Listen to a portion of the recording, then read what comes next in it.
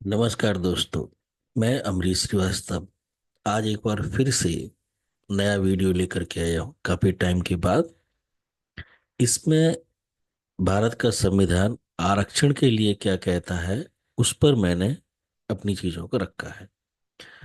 एक वर्ग आरक्षण की वकालत करता है बहुत सारे तर्क दे करके, लेकिन वास्तव में वो कहीं ना कहीं उनकी क्षमताओं को, उनके स्किल्स को, उनके आगे बढ़ने की जो जिजीविसा है उसको कुंठित कर रही है। ये बात उनको अभी समझ में नहीं आएगी।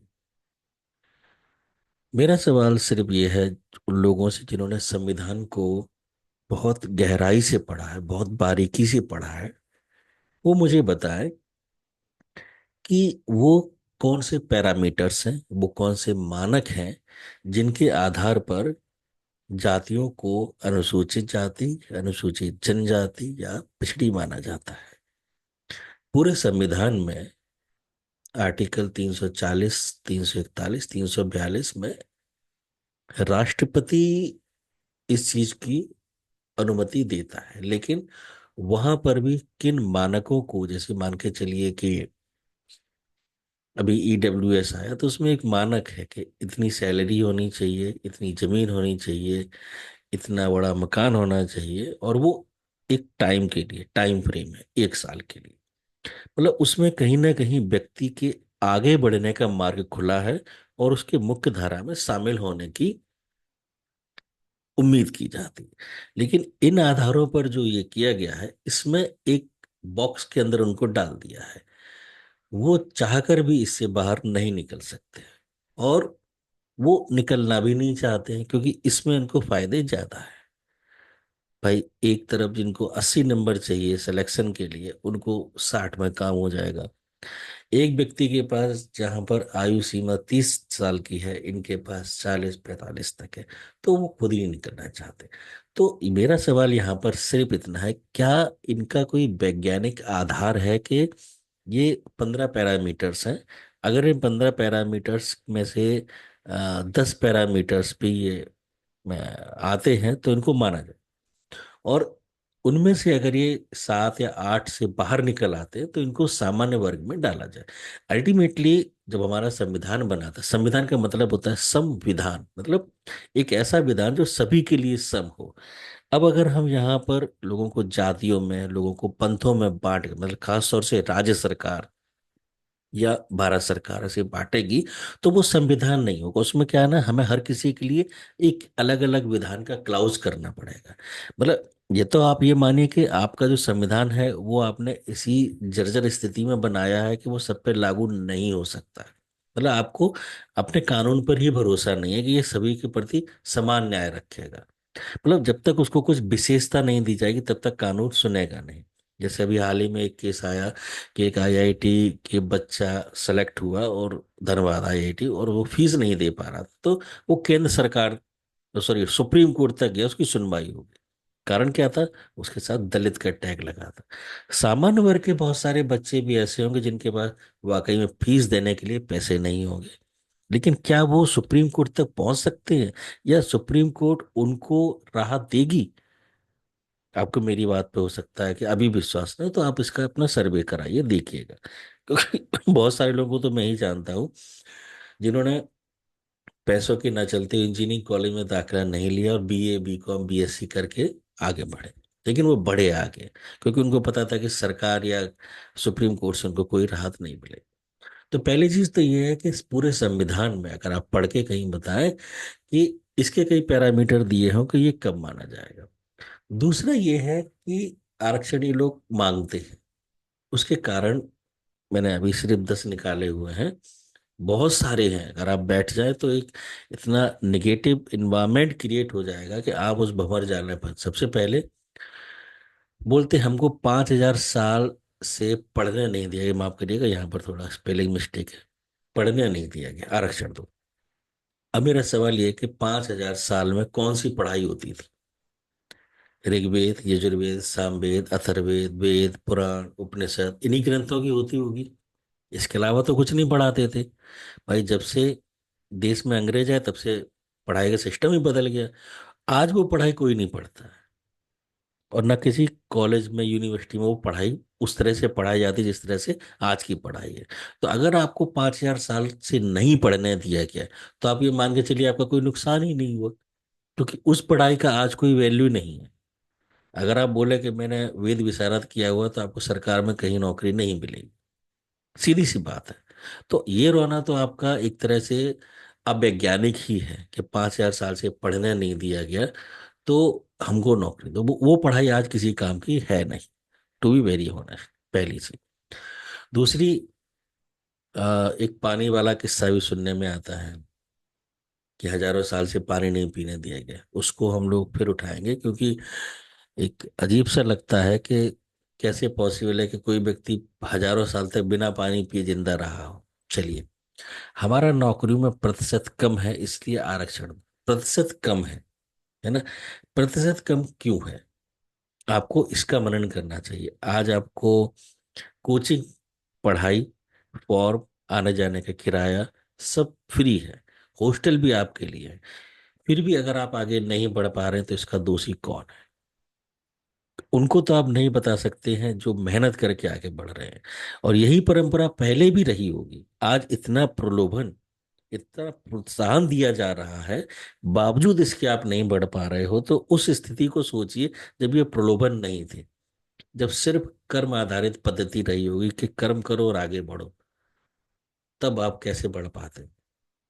आज तो धक्का मार मार के बढ़ाया जा रहा है, तब भी आप कह रहे हैं कि हमारा प्रतिशत कम है, जबकि सारी चीजें फ्री हैं। हमारे साथ सामाजिक भेदभाव है, इससे नाराज। अब सामाजिक भेदभाव का कोई पैरामीटर तो है नहीं। मैं अपने रिश्तेदारों में भी उपेक्षा का शिकार होता हूँ, अपने दोस्तों में भी हो जाता हूँ, ऑफिस में भी हो जाता हूँ। उसका कारण मेरा खुद का व्यवहार भी तो हो सकता है, मेरा खुद का नेचर। मैं किसी से अच्छे से बात नहीं करता, मैं हमेशा झुंझलाया रहता हूँ, मैं हमेशा चिड़ा चिड़ा बात करता हूँ, मैं दूसरों की उन्नति से जलता हूँ। तो एक पॉइंट ऐसा आएगा कि लोग मुझसे थोड़ा दूरियां बनाना शुरू कर दे, बोले छोड़ो, इससे बात करने का मतलब मूड खराब होना। ठीक है ना। हमें घोड़ी पर चढ़ने नहीं दिया गया था इसलिए आरक्षण दो। भाई, घोड़ी पर चढ़ने नहीं दिया गया तो जिसने नहीं चढ़ने दिया गया, क्या उसके ऊपर कानूनी कार्रवाई नहीं हुई? जरूर हुई होगी, पहली चीज। दूसरी चीज ये है कि घोड़ी पे चढ़ना, घोड़े पे चढ़ना, हाथी पे चढ़ना, ये आपकी क्षमताओं पर निर्भर है कि वो खुद आपको बिठाएगा या नहीं बिठाएगा। कई बार ऐसा होता है कि दिक्कत होती है। तो अगर ऐसा कहीं पर आपको रोका गया है तो उस पर कानूनी कार्रवाई जरूर हुई हो, ऐसा हो ही नहीं सकता। ठीक है। आरक्षण कोई आर्थिक सुधार योजना नहीं है इसीलिए आरक्षण दो, मतलब कोई पैरामीटर है नहीं, आर्थिक सुधार योजना नहीं है इसलिए आरक्षण। भाई, जब आर्थिक सुधार योजना नहीं है, ठीक है मान लिया, तो क्या सुधरेगा इससे? आपके पास आज पैसा है तो आपको सब इज्जत देंगे, फैमिली में भी देंगे, समाज में भी। एक गरीब व्यक्ति की सबसे बड़ी बेइज्जती उसके घर से ही शुरू होती, परिवार से।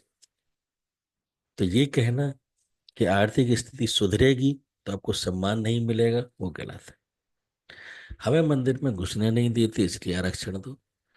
मेरे साथ आप चलिए, जिस मंदिर में बताए चलिए, कोई भी वहां पर आपसे या मुझसे जाति पूछती, आधार कार्ड मांग ले, पैन कार्ड मांग ले, जाति प्रमाण पत्र मांग ले, तो आप मुझे बताना। मैं कई लोगों को अपने साथ मंदिर लेके गया। वो बात अलग है, जब वो वहां पर गए तो जब पुजारी जी ने तिलक लगाने के लिए किया तो उन्होंने पुजारी जी का हाथ पकड़ लिया, बोले मैं नहीं लगवाता। जब प्रसाद देने के लिए बोला तो प्रसाद नहीं लिया, तुलसी दल के साथ जल दिया, वो भी नहीं लिया। तो आप जब ये हरकतें करने ही जा रहे हो तो फिर मंदिर जाने का मतलब क्या है? मंदिर कोई पर्यटन स्थल तो है नहीं कि गए चाट पकौड़े खाए और चले आए। मंदिर एक आस्था का केंद्र है। हम जाते हैं, पंडित जी के भी पैर छूते हैं, भगवान के भी छूते हैं, तिलक भी लगाते हैं। अब जब आप जाकर के ये हरकतें वहां पे करोगे तो वहां पर आप गए किस लिए? अपमान करने। जब आप ये हरकतें करोगे, ये हरकतें आप किसी के भी साथ कर दो, किसी के आप घर पे जाओ, उसका दिया हुआ पानी मत पियो, वो आपको बैठने के लिए बोले आप बैठो मत, वो आपको बोले सही से बैठो आप सही से नहीं बैठो, तो अगली बार वो भी नहीं आने देगा आपको। हमें मंदिर का पुजारी नहीं बनाया कि इसलिए आरक्षण दो। भाई साहब, मंदिर का पुजारी तो सब कोई बन भी नहीं पाता है। वहां वही बनता है जिसको ईश्वर के प्रति अगाध श्रद्धा, आस्था हो, वेद पुराण का थोड़ा बहुत ज्ञान हो, मन कर्म वचन से निश्चल निष्कपट हो। ठीक है, ब्राह्मण होना ऐसी कोई बहुत बड़ी वो चीज नहीं है। लेकिन अगर आपको लगता है कि नहीं बनाया गया, तो मंदिर एक व्यक्तिगत संपत्ति है। आप मंदिर अपना बनाओ, भगवान का बनाओ, श्री विग्रह खुद बैठो घंटा लेके, कौन रोकेगा आपको।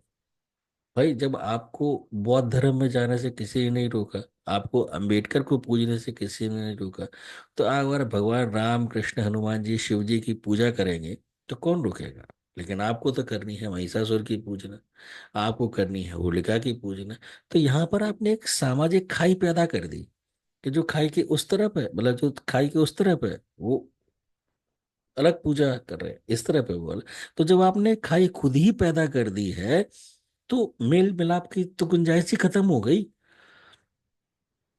भाई हम पूज रहे हैं राम को, आप पूज रहे हो रावण को, तो कहानी तो वहीं गैप हो गया ना, कहाँ से हम लोग एक साथ खड़े हो पाएंगे, और खड़े होंगे तो लड़ेंगे। हमारे साथ रोटी बेटी का समास, ये यहाँ पे फिर से थोड़ा स्पेलिंग मिस्टेक हो गई, संबंध नहीं करते सवर्ण इसलिए आरक्षण। देखिए साहब क्या है, जब भी एक सवर्ण बाप अपनी बेटी का रिश्ता तय करता है, तो वो ये सोचता है कि परिवार खानदान तो एक अलग चीज है, इस लड़के में कितना कैलिबर है। अगर उस लड़की में कैलिबर नहीं होता है ना, तो उसकी शादी नहीं होती। और यही कारण है सवर्णों की शादी 32-34 साल तक होती है। अब शादियां 20-22 साल 25 साल तक नहीं हो रही, 30-35 तक जा रही। इसीलिए, क्योंकि उसको पता है कि अगर आप अपने पैरों पर खड़े हो पाओगे तभी आप हमारी बेटी का भरण पोषण कर पाओगे। दूसरी चीज, आपका 99% जो झुकाव है वो सरकारी नौकरी पे है। नहीं मिली तो आप कुछ नहीं करोगे, आप सरकार को दोष दोगे, आप सवर्णों को दोष दोगे, कुछ भी करो। सवर्णों के साथ ये स्थिति नहीं है, उनको सरकारी नौकरी का बिल्कुल भी उम्मीद नहीं रहा। मतलब है, ऐसा नहीं है, लेकिन बिल्कुल नहीं। उनको भरोसा है प्राइवेट सेक्टर पे, मेहनत पे। तो एक बाप भी सोचता है कि ये कुछ ना कुछ कर ही लेगा। ठीक है ना। तो इसलिए थोड़ा सा हिचक होती है, हालांकि बहुत सारे लोगों ने की है अपनी मर्जी से। तो उसमें क्या है कि रिश्ते नाते तभी होते हैं जब मन मिलता है, विचार मिलते हैं। समधि, मतलब धी माने होता है मन, बुद्धि, समधि। तो समधि तभी बनते हैं पेरेंट्स जब उनका थॉट्स प्रोसेस सिमिलर होता है। और समधन का मतलब होता है दोनों के पास बराबर धन है, मतलब इधर पुत्र धन इधर पुत्री धन। ये चीजें आपको समझ में आ जाता। अच्छा, हर सीट पर द्रोणाचार्य बैठा है, वो अपने अर्जुन के लिए हमारे 1 लाख पे अंगूठा काट लेगा, इसलिए आरक्षण दो। साहब, ओएमआर सीट भरी जाती है, कंप्यूटर से चेक होती है।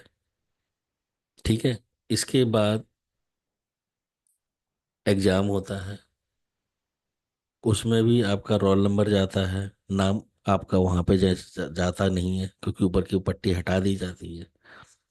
इंटरव्यू में एक निर्धारित अंक नीचे देना अनिवार्य होता है, उससे कम कोई नहीं देगा। हाँ, अब आप वहां पर जाकर के उत्तर उलझे उलटे उल्टे सुलटे दें, तो सीधी सी बात है, इंटरव्यू वाले आपको, मतलब एक होता है ना संकुचित मनोवृत्ति, जैसे इंटरव्यू में अक्सर ऐसे क्वेश्चन पूछे जाते हैं जो आपको समाज में रहकर समस्याओं को फेस करने पर आपका रिएक्शन क्या होगा। एक सरकारी कुर्सी पर बैठा हुआ व्यक्ति सरकार ही है, चाहे वो छोटे लेवल पे हो चाहे किसी भी लेवल पे। तो ये देखा जाता है वो कितना निष्पक्ष है, कहीं उसके अंदर जाति या धर्म को लेकर के कोई पूर्वाग्रह मानसिकता तो नहीं। तो यहाँ पर आकर के आपकी जो अंदर जो जहर आपने भरा हुआ है वो निकल आता है। इसीलिए क्यों निकलता, हमें नौकरियों का फॉर्म नहीं भरने दिया, तहसील आरक्षण दो। साहब वो जमाने गए जब फॉर्म किसी दुकान से मिलता था, हो सकता है कि वो ना बेचता हो ना दे, मान सकते हैं कर्मों के आधार पर। लेकिन आज तो सब ऑनलाइन है, इंटरनेट तो कोई रोक ही नहीं सकता। तो आप ऑनलाइन फॉर्म भर रहे हैं, आपको सब चीजें ऑनलाइन मिल रही हैं, तो ये आरोप भी गलत है। अब कहानी ये है कि संविधान खुद क्या कहता है आरक्षण को लेकर। लोक नियोजन, ये संविधान के 16वें अनुच्छेद में ये कहानी है। पूरे संविधान में आरक्षण का जो शब्द है वो शायद लोकसभा या विधानसभा की सीटों में है, इसके अलावा कहीं नहीं है। संविधान क्या कहता है कि सभी नागरिकों को समान अवसर प्रदान किए जाएंगे।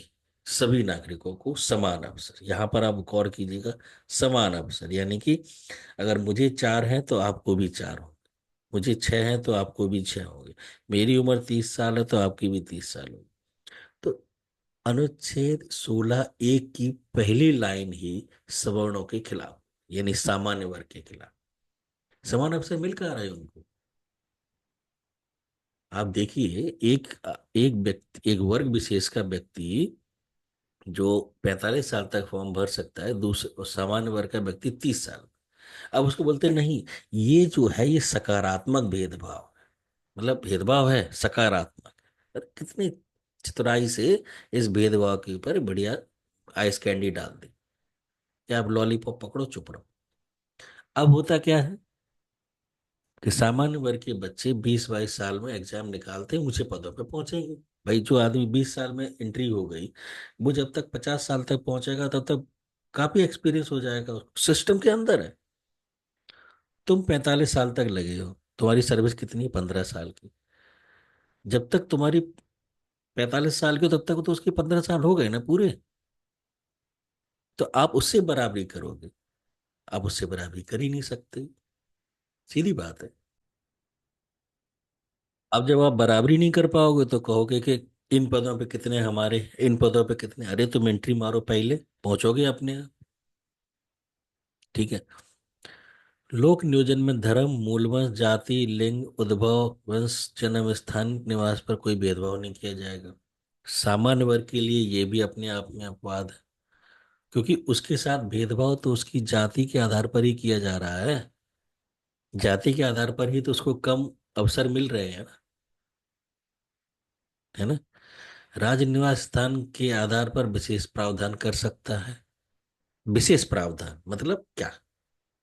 विशेष प्रावधान में इन्होंने सीधा सोच लिया, आरक्षण दे दो। आरक्षण देते ही आयु सीमा बढ़ा ली, अब टेम्प्ट बढ़ा दिए, और मार्क्स कम कर दिए। ये 3 पैरामीटर है। सामाजिक एवं शैक्षणिक, सामाजिक एवं शैक्षणिक ये दो चीज है। अब शैक्षणिक, चलो हाई स्कूल ग्रेजुएशन कर ली। इस सामाजिक रूप से पिछड़ापन क्या है? भाई हर जाति ने अपना एक समाज बना के रखा, वो अपने समाज में किस लेवल पे है और हमारे समाज में किस लेवल, इससे क्या लेना। हम खुद अपने समाज में हो सकता है पिछड़े, सामाजिक रूप से पिछड़े हो, हमको हर पार्टी में नहीं बुलाया जाता, हर फंक्शन में नहीं बुलाया जाता, तो हम भी तो अपने समाज में एक तरह से सामाजिक रूप से पिछड़े ही हुए ना। हमको तो कोई आरक्षण नहीं, लेकिन इनको चाहिए। ये अपने समाज को देखें कि उन समाज में इनका प्रतिनिधित्व कैसा है, वहां पर क्या कर। राज्य उनके लिए विशेष प्रावधान कर सकता है, विशेष प्रावधान में सिर्फ इनको एक ही लगता है, आरक्षण दे दो।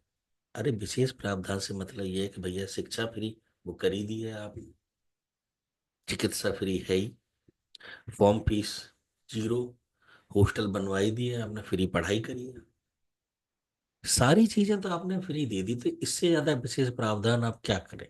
और इतने प्रलोभन के बाद भी अगर आप सरकारी नौकरियों में अपना प्रतिनिधित्व नहीं ला पा रहे हैं, तो उसके लिए दोषी सवर्ण नहीं, दोषी आपकी अकर्मण्यता है। क्योंकि आप कम नंबर, अधिक आयु, अधिक अटेम्प्ट, सारी चीजें फ्री। जब चीजें फ्री मिलती हैं तो लोग निष्फिक्र भी हो जाता है।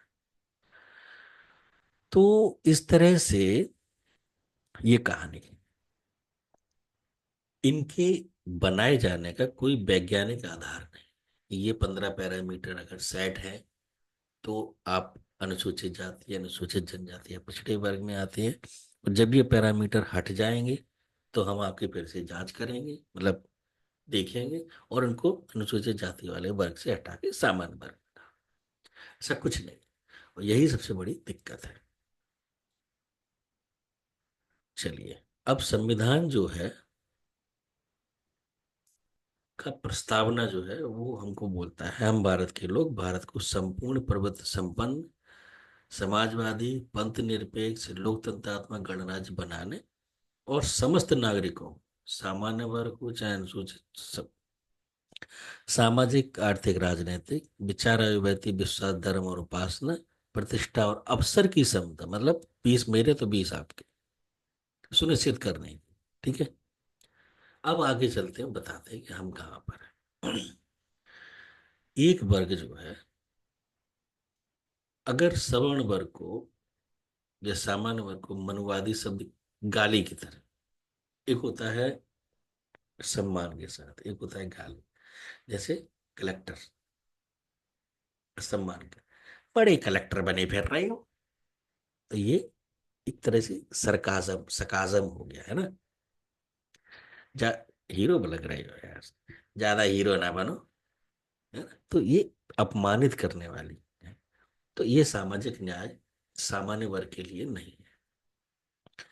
सामान्य वर्ग एक ऐसा वर्ग है जो टैक्स दे रहा है, और बदले में सरकार से शायद, अगर सर्वे किया जाए तो जो वैक्सीन अभी कोरोना की लगी है वो भी उसको फ्री नहीं लगी। दूसरे वर्ग को सारी चीजें मुफ्त है, राशन भाषण सब कुछ। तो ये आर्थिक न्याय तो नहीं हुआ ना। क्या सर, अब सरकार में जो मंत्री बनते हैं या चुनाव लड़ते हैं, एक कहते हैं सवर्णों के लिए भूरा बाल साफ करो, भूरा माने ये बिहार में नारा लगा है, भूमिहार राजपूत ये सब चीजें। दूसरे उत्तर प्रदेश में कहते हैं तिलक तराजू और तलवार इनको मारो जूता चाह, ये राजनीतिक व्यक्ति है। तो अब आप सोचिए, जब ये राजनीतिक पदों पर होंगे तो क्या सामान्य वर्ग के साथ न्याय कर पाएंगे? मतलब राजनीतिक न्याय की उम्मीद तो है नहीं। फिर आती है पूजा पद्धति, जैसे अभी श्राद्ध चल रहे थे तो लोग फेसबुक पे ट्विटर पे उड़ा रहे, मजाक उड़ा रहे हैं, क्या तुम्हारे पूर्वज ऊपर से नीचे कौवा के रूप में आ रहे खाने के लिए? तो ये गलत है ना। अब ये देखिए, विश्वास धर्म और उपासना की स्वतंत्रता, तो ये स्वतंत्रता हम सामान्य वर्ग के लोगों को नहीं है, हमें टारगेट किया जाएगा, है ना। बाकी किसी धर्म, मतलब हम कौओं को अगर खाना खिला रहे हैं तो वो अंधविश्वास है और उसको नकारा जाए। एक लोग अपनी पूजा पद्धति में काट काट के बलि दे रहे हैं, मतलब खा रहे हैं, ठीक है, तो खा रहे हैं, ठीक है। अब आपने देखा होगा, जैसे बुरा बाल साफ करो, तिलक तराजू और तलवार मारो जूता चाह, इसमें भले ही प्रत्यक्ष रूप से आपको समझ में नहीं आएगा किन जातियों का नाम ले, लेकिन कहने वाले को पता है और सुनने वाले को पता है। और इसी के परिप्रेक्ष्य में हम लोग कुछ उल्टा बोल रहे हैं तो हमारे ऊपर एक्ट लगने की कार्रवाई शुरू हो जाए। तो फिर विचारों की अभिव्यक्ति कहाँ रही? आपके विचारों की स्वतंत्रता है, हमारे को तो नहीं है ना। अब आते हैं कि भाई अवसरों की समानता, मुझे 30 है, मुझे 30 साल है, तुमको 45 साल, तो ये असमानता हुई ना। मुझे 7 अटेम्प्ट है, तुमको 15 है, असमानता हुई ना। तो फिर प्रतिष्ठा कहाँ बनेगी, कहाँ अवसरों की समानता है सामान्य वर्ग की? तो सवाल सबसे बड़ा यही है कि संविधान आरक्षण की बात नहीं करता, लेकिन जो लोग आरक्षण की वकालत करते हैं उनको एक बार पूर्वालोकन भी करना चाहिए, पुनरावलोकन करना चाहिए, आत्मचिंतन करना चाहिए कि क्या वो लोग पैरेलल सोसाइटी बनाने का प्लान रखे हैं, कि एक सवर्ण सोसाइटी, एक ये सोसाइटी, या कभी उन्होंने ये सोचा है कि समाज के सारे लोग भारत के नागरिक के रूप में जाने जाएं? भाई अगर जातियों से वाकई में दिक्कत थी तो जैसे राय बहादुर रायजादा ये सब उपाधियां खत्म की गई थी, वैसे ही संविधान सभा ये डिसाइड करती कि किसी भी फॉर्म में जाति का उल्लेख नहीं किया जाएगा। जाति आपकी व्यक्तिगत चीज है, आप अपने शादी ब्याह तक करिए, खत्म। आप एक तरफ तो जाति प्रमाण पत्र बना रहे हैं, बनवा रहे हैं, उसके आधार पर फायदे ले रहे हैं, और दूसरी तरफ कह रहे हैं नहीं, जातिवाद खत्म होना चाहिए। अरे भाई, जातिवाद तब खत्म होगा ना जब आप प्रमाण पत्र खत्म, भेदभाव तब खत्म होगा जब आप खुद अपने खत्म करो। वो आप खत्म करना नहीं चाहते हैं। जब आप खुद खत्म नहीं करना चाहते हैं तो फिर कैसे बात करें। तो मेरा कॉन्सेप्ट सिर्फ इतना है कि एक बायस्ड ना होकर के निष्पक्ष तरीके से देखिए कि हम देश को किस तरफ ले जा रहे हैं। बाकी संविधान में वास्तव में कहीं पर आरक्षण का जिक्र